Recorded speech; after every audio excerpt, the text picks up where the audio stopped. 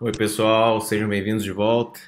A gente vai ver a continuação, que é basicamente uma modificação da lista simplesmente encadeada, que é a lista duplamente encadeada. Então, a gente está aqui no terceiro item dos que a gente vai ver nesse videocurso de estrutura de dados em linguagem C. A gente está seguindo esse livro aqui do André Bax. Então, a grande diferença é que cada nodo que a gente tem numa lista duplamente encadeada, diferentemente do que a gente tinha na simplesmente encadeada, a gente não vai ter só o dado e um ponteiro para o próximo elemento. A gente vai ter também um ponteiro para o elemento anterior. Então, por isso que a gente tem representado naquela imagem ali embaixo, cada elemento tem uma seta tanto para a direita, que é o próximo elemento, quanto uma seta para a esquerda, que é o elemento anterior. Além da informação, que nesse caso ali é uma lista de inteiros. Então, quando é que a gente vai usar uma lista duplamente encadeada? Normalmente, quando a gente não tem uma necessidade de garantir um espaço mínimo para execução, porque ela ocupa mais espaço, né, de memória, então ela requer mais do que uma lista simplesmente encadeada. Quando as operações mais frequentes forem a inserção e remoção de uma lista ordenada. Quando o tamanho não for definido, a gente pode usar uma lista duplamente encadeada, ou uma simplesmente também se encaixa nesse caso também. E quando, obviamente, a gente tiver que se movimentar para trás na lista, né? Quando a gente tiver que acessar uma informação anterior, de um dado anterior, aí a gente pode usar essa lista duplamente encadeada, que facilita bastante. A gente percorrer, por exemplo, do final da lista para o início. Então aqui a gente tem tanto o protótipo, os métodos que a gente tem no arquivo .h. A gente tem a estrutura do aluno novamente, a mesma struct, que é o elemento que a gente vai guardar, e um ponteiro para a struct de um elemento. Lá embaixo no nosso arquivo .c, parecido com o que a gente tinha antes, a grande diferença está ali na linha 6, que é o ponteiro para o anterior, que a gente vai chamar adiante. Para criar uma lista, a gente tem que fazer uma lock, exatamente igual ao que a gente fazia antes na lista simplesmente encadeada. Na hora de destruir, eu tenho que percorrer elemento a elemento, então eu preciso de um ponteiro para elemento, que é o que a gente tem na linha 3, e a gente tem que fazer uma repetição enquanto esse nosso ponteiro da lista, que é o nosso início ali, não chegar no null. Toda vez que eu estiver andando nele, eu vou fazer com que o nó seja apontado inicialmente para ele, vou fazer com que o meu início ande em 1 e dar um free no nó, e quando eu terminar o meu while, eu dou o free no início para liberar todo o espaço de memória que eu reservei previamente. Para saber o tamanho, eu vou fazer uma coisa bem parecida, só que eu não vou usar o free e vou usar um contador ali para ficar contando cada vez que eu passo de um elemento para outro. Na hora de retornar se a minha lista está vazia ou não, primeiro eu vejo se a lista foi realmente criada, foi alocada no espaço de memória, então ela não vai ser null, e se o que ela aponta também não vai ser null. Para inserir um elemento no início da lista, a única diferença que a gente tem aqui, que a gente tem que cuidar, é o que está ali na linha 10.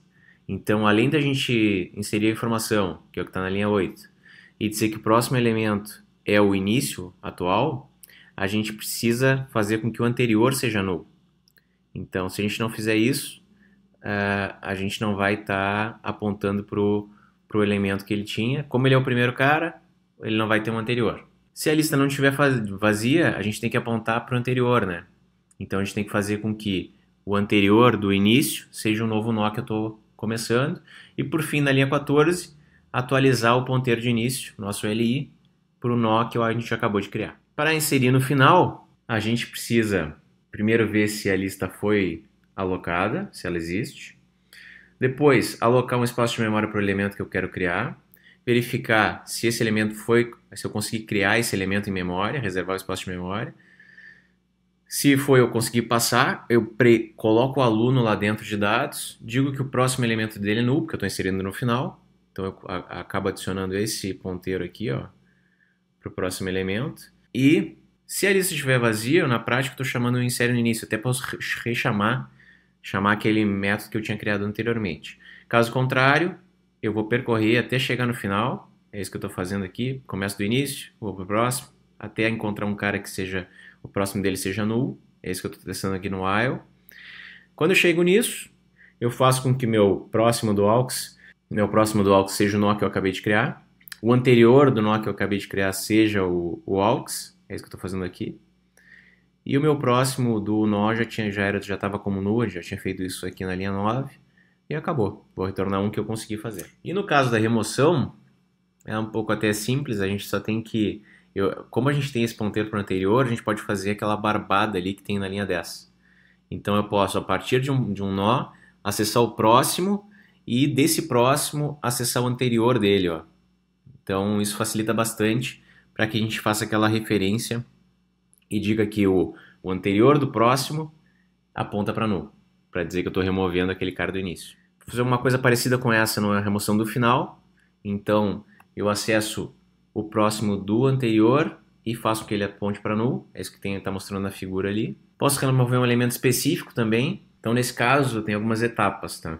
Antes de fazer os testes aqui, primeiro teste se a lista existe, se ela não está vazia. Eu não posso remover um elemento que não existe, que não está na lista.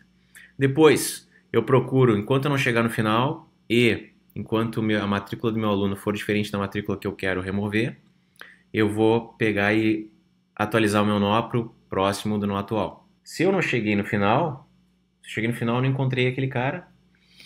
Se eu não cheguei no final, eu vou vir para esse if aqui.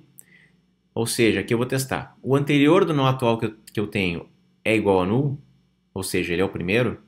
Se ele for o primeiro, basta fazer com que o nosso início receba o próximo do nó. Caso contrário, eu vou ir para o nó anterior e desse nó anterior eu vou fazer com que o próximo desse cara seja o próximo do meu nó. É só basta vocês seguirem as setinhas aqui, vocês vão entender bem fácil. Então, esse cara aqui da linha 16 é isso aqui, ó. Eu estou fazendo com que eu estou no meu nó, né? Eu vou para o anterior e o próximo dele, que é essa setinha aqui tracejada, vai ser o próximo atual do nó. Vai ser esse cara aqui. Se eu não for o último, ou seja, se o próximo do meu elemento não é null, eu vou ter que fazer isso aqui também. Estou nesse cara aqui, ó. Eu vou para o próximo, estou no 23. Digo que o anterior do próximo, que é essa linha tracejada, já não vai ser mais o nó. Agora ele vai ser o anterior do nó, que é o 12. Então eu vou desenhar essa linha tracejada aqui. E por fim, dou um free no nó, mato ele ali e retorno 1. Posso buscar para um elemento a partir de uma posição. Bem simples, ele não tem nada demais. Vou começar o meu nó no meu início, que é no LI. Enquanto eu não chegar na posição, então eu tenho que usar um contador. Lembrando que aqui a gente vai começar na posição 1. A gente não está tratando com vetor, que sempre começa na posição 0, né? Eu estou primeiro no elemento 1, 2, 3, assim sucessivamente. Enquanto eu não chegar no final, que é isso que faz aquele primeiro teste do while na linha 6, e enquanto eu não cheguei na posição certa, que é o meu segundo teste, em menor que pos, eu vou fazer com que o meu nó receba o próximo do meu nó atual. Na linha 10, se eu não cheguei no final, eu vou para o else e vou fazer com que o meu elemento receba, ou seja, estou fazendo um parâmetro por referência, receber o ponteiro de onde está o meu aluno atual, que eu encontrei. Posso buscar por conteúdo, não só por posição. A única diferença maior é que a gente, no while ali da linha 5, no segundo teste, a gente não vai testar pela posição, não vai precisar de um contador, a gente vai testar a própria matrícula do aluno. E aqui uma ideia interessante para vocês fazerem de exercício é usar uma lista de inteiros, então vocês vão ter que modificar. Todos os exemplos ali a gente tinha a estrutura de dados, a struct aluno, né? Aqui vocês vão ter só um inteiro como dado. Aí vocês podem escrever uma função para, a partir dessa lista inicial, fazer todas essas funções aqui, ó. Calcular a média, chamar o valor de uma lista, fazer a soma de todos os elementos da lista e assim sucessivamente. E o segundo exercício para criar uma cópia de uma lista e alocar esse espaço de memória, copiar todos os elementos que eu tenho de uma lista para outro e retornar essa lista. Quando eu digo retornar a lista, a gente está retornando um ponteiro para o início dessa lista. Aqui tem mais alguns exercícios, para quem achar interessante e conseguiu fazer com facilidade 1 e 2. E é isso. Agora, na próxima aula, a gente vai ver filas, se eu não me engano. E muito obrigado pela atenção. Valeu!